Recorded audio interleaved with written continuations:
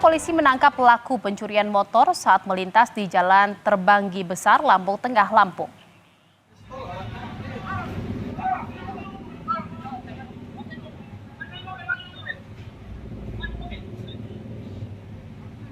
Saat melakukan penangkapan, polisi sempat mengeluarkan tembakan ke udara guna memperingati pelaku agar tidak melawan.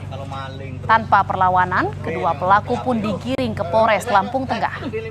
Dari hasil pemeriksaan, kedua pelaku merupakan residivis yang sudah berulang kali melakukan pencurian sepeda motor di wilayah Lampung.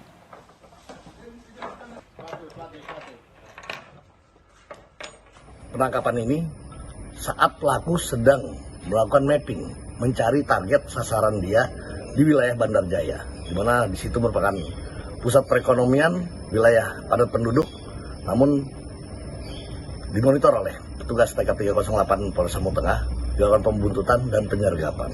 Dan pelaku mengakui dan sekarang sudah diamankan di Mapolres Lampung Tengah.